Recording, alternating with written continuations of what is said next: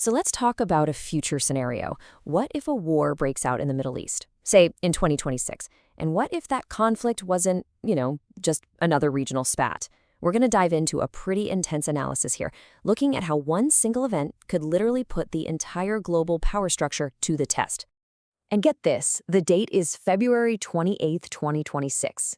This isn't just some vague future. On this day, years of shadow wars, the proxy fights, the cyber attacks, all that behind-the-scenes stuff, it all just boils over. The tension between Iran, Israel, and the US finally explodes, and it's not covert anymore. We're talking open warfare. And right out of the gate, you have analysts saying, whoa, hold on, this is different. This is absolutely not a warning shot. I mean, just look at the language the Pentagon is using. They're calling it Operation Epic Fury. That's not subtle, right? It signals a massive, sustained campaign, maybe even one aimed at changing the regime itself. But here's the real kicker. The war itself, the missiles and the planes, that's not even the biggest story. The real earthquake is being felt thousands of miles away, in Moscow and Beijing. Why? Because this conflict just became the very first real-world test of their big idea, this new multipolar world order. Okay, so here's our game plan. First, we'll look at the spark that lit this whole thing up. Then, the economic shockwave that hits almost instantly. After that, we'll peel back the layers and see how Russia and China are involved behind the scenes. We'll get into their high-stakes gamble and wrap it all up with the one massive question that this whole crisis leaves hanging over the world. All right, first up, the spark. How does a shadow war that's been simmering for years just suddenly explode into an all-out fight in a matter of hours? Well, it all kicks off with this joint military operation, and it's got a name straight out of a movie, Operation Epic Fury. The speed here is just, wow, it's breathtaking. On the morning of February 28th, US and Israeli strikes hit key targets in Iran. But they don't wait. By that same evening, Iran is firing back with its own missiles. And just think about this. In less than 48 hours, a crucial global shipping lane is choked off, and markets everywhere are freaking out. And that market panic, that leads us straight into the second major ripple effect. Because before a single soldier even crosses a border, the entire global economy is basically held hostage. And it's all because of one small piece of geography. So you might be asking yourself, how on earth can one narrow little waterway in the Middle East cause absolute chaos in markets from Tokyo to New York? It seems crazy, right? But the answer comes down to one single, incredibly important choke point. And here it is, the Strait of Hormuz. You can almost think of it as the planet's jugular vein for energy. It is the only way for ships to get from the Persian Gulf out to the open ocean. And a frankly unbelievable amount of the world's oil has no choice but to pass right through it.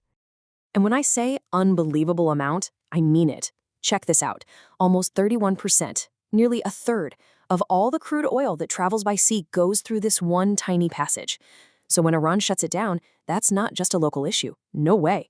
It becomes an immediate, full-blown global supply crisis.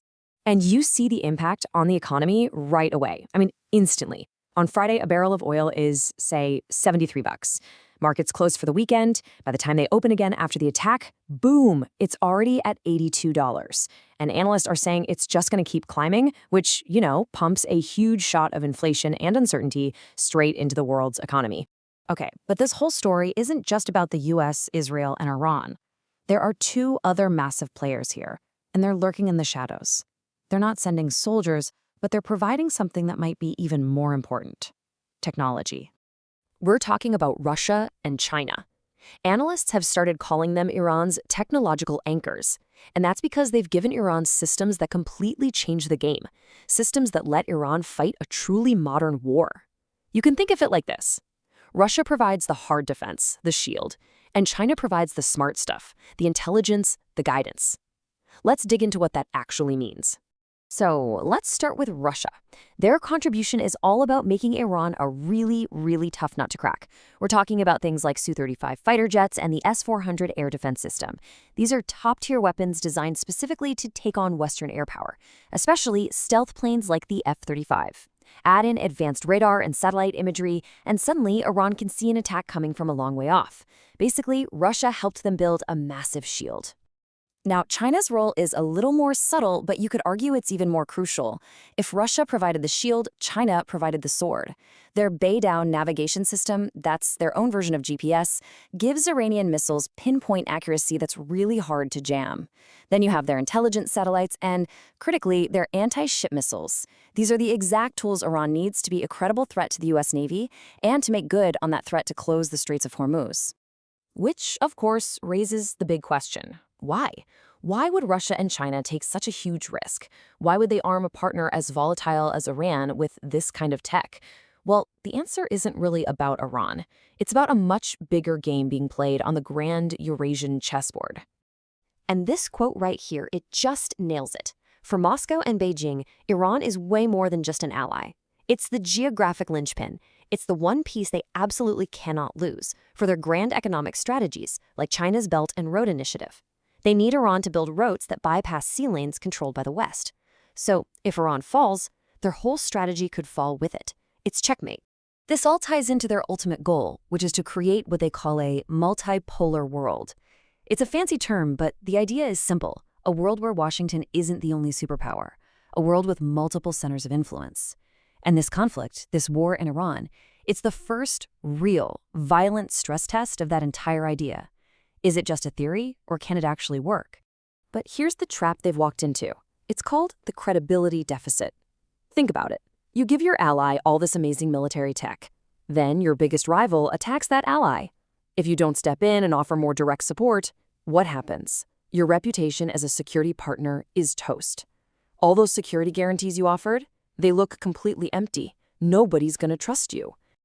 And that brings us right up to the razor's edge in this scenario. The whole world is holding its breath. And it's not just because of the war itself. It's because everyone is waiting to see what Moscow and Beijing do next. Their entire global project, everything they've been building towards, is hanging in the balance.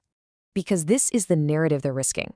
The idea that their so-called security umbrella is all talk.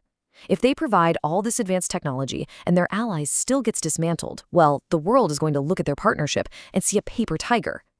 Great for business deals, but when the shooting starts, they don't have the spine for a real confrontation. So that's where we're left, with this one huge hanging question. In this scenario, the war stops being about Iran at all. It becomes this massive global moment of truth. It forces everyone to answer.